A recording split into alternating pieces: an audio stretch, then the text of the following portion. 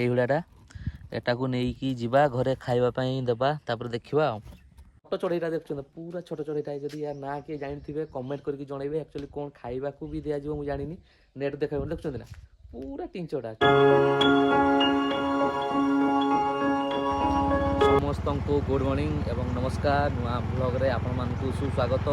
ମୁଁ ଏବେ ସକାଳୁ ଉଠିକି କାଲି ତ ଟିକେ ବର୍ଷା ହେଇଗଲା, ତ ବର୍ଷା ହେଇଥିବାରୁ ମୁଁ ଗୋଟେ ସାଙ୍ଗ ପାଖରେ ଗୋଟେ ଚଢ଼େଇଟା ଆସିକି ଅଛି ଯେଉଁଟାକି ସେ କହୁଛନ୍ତି ମୋତେ ନେଇଯାଉ ବୋଲି। ମୁଁ ଏବେ ଯାଇକି ଦେଖୁଛି ଚଢ଼େଇଟା କେମିତି, ସେଟାକୁ ନେଇକି ଘରକୁ ଆସିବା ତାପରେ ଦେଖିବା ସେ ଚଢ଼େଇଟା ଆକ୍ଚୁଆଲି କ'ଣ ହବ। ତ ଇଏ ସେ ଚଢ଼େଇଟାକୁ ପାଇଥିଲେ। ଏଇ ଚଢ଼େଇଟା ଦେଖିଦିଅନ୍ତୁ ଏଇଭଳିଆଟା, ଏଟାକୁ ନେଇକି ଯିବା ଘରେ ଖାଇବା ପାଇଁ ଦେବା ତାପରେ ଦେଖିବା ଆଉ।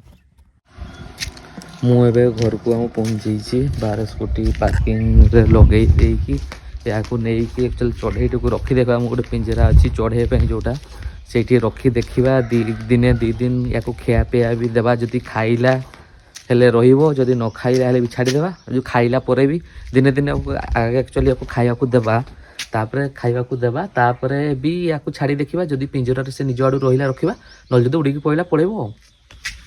ଏଇଟା ମୁଁ ଗୋଟେ ଶୁଆ ରଖିଥିଲି, ଶୁଆ ପାଇଁ ଏଇ ପିଞ୍ଜରାଟା ଆଣିଥିଲି, କିନ୍ତୁ ସେ ମାନେ କିଛି ଦିନ ପରେ ଉଡ଼ିକି ପଳେଇଲା 5-6 ମାସ ପରେ। ତ ସେଟା ସେ ଫାଙ୍କା ଥିଲା। ଏଇ ଚଢ଼େଇଟାକୁ ସେଇଠି ରଖିକି ଦେଖିବା। ପୁରା ଛୋଟ ଚଢ଼େଇଟା, ପୁରା ଛୋଟ ଚଢ଼େଇଟା ଦେଖୁଛନ୍ତି ପୁରା ଛୋଟ ଚଢ଼େଇଟା। ଯଦି ୟା ନାଁ କିଏ ଜାଣିଥିବେ କମେଣ୍ଟ କରିକି ଜଣେଇବେ। ଆକ୍ଚୁଆଲି କ'ଣ ଖାଇବାକୁ ବି ଦିଆଯିବ ମୁଁ ଜାଣିନି, ନେଟ୍ ଦେଖାଇବ ଦେଖୁଛନ୍ତି ନା ପୁରା ଟିଞ୍ଚଟା କ୍ୟୁଟ୍ଟା ପୁରା ଛୋଟିଆଟା। ୟାକୁ ଏଇଠି ରଖିଦେବା, ଯା ଏଇଠି ୟାକୁ ରଖିଦେବା, ଦେଖିବା ଏ କ'ଣ କରୁଛି। ଆରାମରେ ରହିଗଲା, ସେ ଆରାମରେ ପୁରା ଅଛି। ଆମେ ଏଟା ଲଗେଇଦେବା, ଦେଖିବା ସେ ଟିକେ ଏଠି ଫ୍ରି ହେଉ। କ'ଣ ପାଇଁ ନା ଏଟା ପିଞ୍ଜରାରେ ତାକୁ ଫାର୍ଷ୍ଟ ଟାଇମ୍ ପାଇଁ ରଖା ହେଲା, ଆଗରୁ କେବେ ଅଛି ନ ଅଛି। ଟିକେ ଫ୍ରି ହେଇଯାଉ, 10-15 ମିନିଟ୍ ପରେ ୟାକୁ କ'ଣ ଖାଇବାକୁ ଦେବା, ନେଟ୍ରେ ଦେଖିକି କ'ଣ ଖିଆପିଆ ୟାର କରାଇବା ଆଉ। ତ ଥା ଏଇଠି। କାଲି ଆମ ଏପଟେ ଆକ୍ଚୁଆଲି 2 ଥର ବର୍ଷା ହେଲା। ଫାର୍ଷ୍ଟ ତ ହେଲା ଅଧଘଣ୍ଟା କେତେ ହେଲା, ସେତିକିବେଳେ ଆମ ଇଟାକୁ କିଛି କରିପାରିନଥିଲା। ତାପରେ ପୁଣି ହେଲା ଘଣ୍ଟେ 1.5 ଘଣ୍ଟା, ପାଗ ପୁରା ଖରାପ କରିଦେଲା। ତ ଇଟା ଭାଟି କାଲି ଦେଇ ହେଲାନି। ଦେଖିଦିଅନ୍ତୁ କେମିତି କରିଦେଇଛି, ମାନେ ଏଇଟା ଇଟା ଭାଟିରେ ଦେବା କଥା। ଏ ଦେଖନ୍ତୁ ଚୁଲି ଗୁଡ଼ାକୁ ସେ ଦେଇଛି ହାଲକା ହାଲକା, ଏଇପଟ ତଳ ପଟ ଗୁଡ଼ା ଟିକେ ଟିକେ ଅଳ୍ପ ଏତିକି ପର୍ଯ୍ୟନ୍ତ ଭିଜିଛି। ଆଉ ଘୋଡ଼େଇ ହେଲାନି, ଯେତିକି ଘୋଡ଼େଇଲା ଉପରଟା ଟୋଟାଲ ଭିଜିନି। ଏପଟେ ଗାଡ଼ି ଗୁଡ଼ାରେ ବି ଅଛି, ଗାଡ଼ି ଗୁଡ଼ା 2ଟା ଯାକ ଲୋଡ଼ ହେଇକି ରହିଛି। ଏଟା ଅଧା ଲୋଡ଼ ହେଇଛି, ସେ ଗାଡ଼ି ଅଧା ଲୋଡ଼ ହେଇଛି। ପୁଣି କାଠ ଉପରେ ଭିଜିଗଲା। ପୁଣି ଏ ଜାଗାରେ ଆମର କ୍ୟାମ୍ପ କରିଥିଲୁ, ଯେଉଁଟା ଶୋଇବା ପାଇଁ କରିଥିଲୁ, ସେଗୁଡ଼ା ଭିଜିଗଲା। ତ କ୍ୟାମ୍ପ ବି ଆମେ ସେପଟକୁ ନେବା ପାଇଁ ପଡ଼ିଲା। ପୁଣି ରାତି ଏତେ ଜୋର ହେଲା ଯେ ବର୍ଷା ହେଲା ଯେ 11-11:30 ପର୍ଯ୍ୟନ୍ତ ଆମେ ଖାଲି ଗୋଟେ ସଫା କରୁଥିଲୁ। ମାନେ ଏଗା ସବୁ ଦିଆ ହେଉଥିଲା, ଜରି ଫରି ବଟା ହେଇଥିଲା। ଏପଟେ ପୁଣି ଏଠି ଆଣିକି କ୍ୟାମ୍ପ କରିବା ପାଇଁ ପଡ଼ିଲା। ପୁଣି ଏଗୁଡ଼ା ସବୁ ସକାଳୁ ସଫା କରାହେଇଛି, ମାନେ କାଲି ରାତିରେ ଯେଉଁ ମଇଳା ହେଇଥିଲା ସଫା କରି ଗୋଟେ ଶୁଖା ହେଇଛି। ତାପରେ ପୁଣି ଏଗୁଡ଼ା ଯେଉଁ ଅଛି, ଏଗୁଡ଼ା ହେଲା ଆମର ସେଇ ଜରି ଟାଇପ୍ର ଗୁଡ଼ା, ଦଳି ଯୋଉଟା କୁହନ୍ତି। ଇଟା ଭାଟି ଗୁଡ଼ା ଗୋଟେ ଘୋଡ଼ା ହେଇଥିଲା। ଇଟା ଭାଟି ଦେଖନ୍ତୁ ହାଲକା ଫାଲକା ସେ ନଷ୍ଟ ବି କରିଦେଇଛି ଜାଲି ଗୁଡ଼ାକୁ। ଯେଉଁ ଜାଲି ଗୁଡ଼ା ଏଗୁଡ଼ା ହାଲକା ହାଲକା ଭିଜି ଚଳିବ, କିନ୍ତୁ ଏଇଗୁଡ଼ା ଇଟା ଗୁଡ଼ାକ ଦେଖନ୍ତୁ, ଏଗୁଡ଼ା ପୁରା ନଷ୍ଟ ହେଇଗଲା। ଏଟା ପୁରା ଗଲା। ଯେଉଁ ସେକେଣ୍ଡ ଟାଇମ୍ ଯେଉଁ ପବନ ଏଗୁଡ଼ା ପୁରା ନଷ୍ଟ ହେଇଗଲା। ଏଗୁଡ଼ା ଚାନ୍ଦ ନଷ୍ଟ କେମିତି ହେଲା। ଏଗୁଡ଼ା ଯେଉଁ ଏହା ଉପରେ ଯେଉଁ ରାତିରେ ଦରି ପକେଇଥିଲେ, ଏଗୁଡ଼ା ସେଗୁଡ଼ା ଶୁଖା ହେଇଛି। এইগুড়া ଦେଖନ୍ତୁ, এইটা ଗୁଡ଼ା କ'ଣ ହବ। ଏଗୁଡ଼ା ତ ପୁରା ଗଲା ନଷ୍ଟ ହେଇ, ସେପଟ ଗୁଡ଼ା ତ ପୁରା ନଷ୍ଟ ହେଇଗଲା, ତ ଭାଙ୍ଗିଗଲାଣି। ଏଗୁଡ଼ାକ ତ ଚଳିବ, ଆଜି ଦିନଟା ଏଇଠୁ ଏତିକି ପାଖାପାଖି ଉଦା ହେଇଛି, ଏଇଠୁ ଶୁଖିଲା ଅଛି। ଏଗୁଡ଼ା ଟିକେ ଚଳିବ। ଯଦି ଆଜି ପାଗଟି ଭଲ କରେ ତ ଆଜି ମାନେ ଶୁଖିଯିବ। କାଲିକୁ ଇଟା ଭାଟି ଆମେ କାମ ଆରମ୍ଭ କଲେ ଆଉ ପାଖାପାଖି 10-12 ଟ୍ରିପ୍ ଲେଖା ଗୋଟେ ଟ୍ରାକ୍ଟରରେ ହେବ। 2ଟା ଟ୍ରାକ୍ଟର ହେଲେ ମାନେ 22-23 ଟ୍ରିପ୍ ଆଉ 25 ଟ୍ରିପ୍ ଧରନ୍ତୁ, ସେତିକି ମ୍ୟାକ୍ସିମମ୍ ହେଲେ ଆମର ସରିଯିବ। ତ ଦେଖିବା ଆଜି ଯଦି ପାଗ ଭଲ କଲା ତ କାଲି ପୁଣି ଗାଡ଼ି ଚାଲିବ, କାଲି ଇଟା ଭାଟି ଜଳିବ। ଦେଖିବା କ'ଣ ହେଉଛି, ପାଗ ଉପରେ ସବୁ ଡିପେଣ୍ଡ ରହିଲା। ଆଉ ଏବେ କ'ଣ କରିବା, ଆଉ ତ ସବୁ ଇଏ ଜିନିଷ ପଡ଼ିଛି, ଯୋଗାଇବା ପାଇଁ ପଡ଼ିବ। ଆଜି ତ ଲେବର କେହି ଆସିନାହାନ୍ତି, ଯେହେତୁ କାମ ବନ୍ଦ, ତ ଏଠି କେହି ଆସିନାହାନ୍ତି। ତ ଆମେ ରହିଯିବା ଏଠି ଆମ କ୍ୟାମ୍ପ ଭିତରେ। ଏଟା ହେଲା ଆମ କ୍ୟାମ୍ପ ଭିତରକୁ ପଳେଇ ଆସିଲି। ଏଠି ଆରାମରେ ବସିକି ରହିଯିବା, ଖାଇବା ଟାଇମ୍ରେ ଆଉ ଥରେ ଯିବା ଘରକୁ ଆଉ।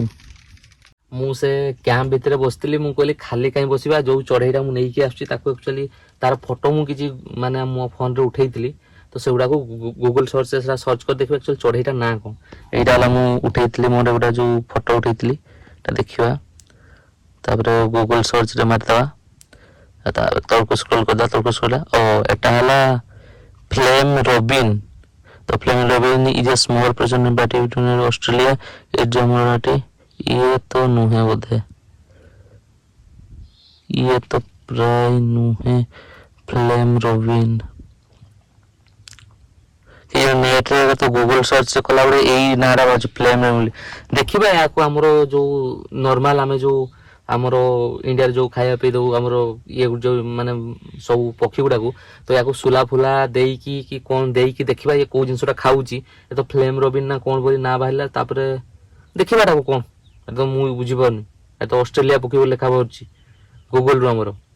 ଦେଖିବା ୟାକୁ ନର୍ମାଲ ଖାଇବାକୁ ଦେବା।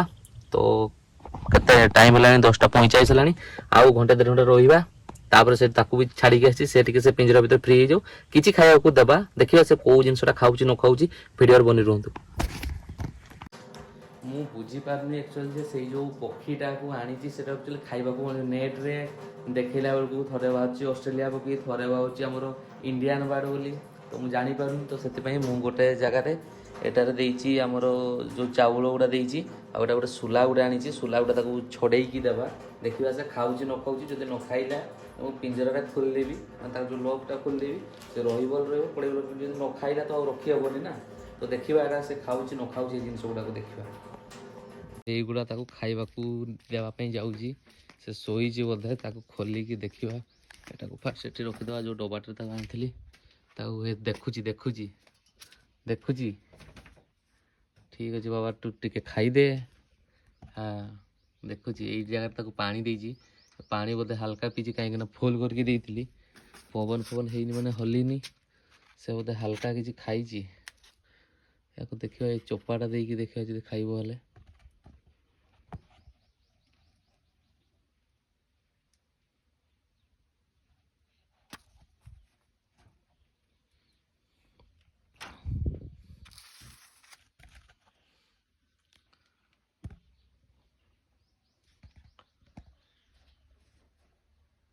ମୁଁ ଏଠି ପାଣି ଦେଇଛି, ସେ ଖାଲି ପାଣି ଟିକେ ପିଇଲା, ଆଉ ଯାହା ଖାଇବା ଜିନିଷ ଦେଇଛି ସେ ଟୋଟାଲି କିଛି ଖାଉନି।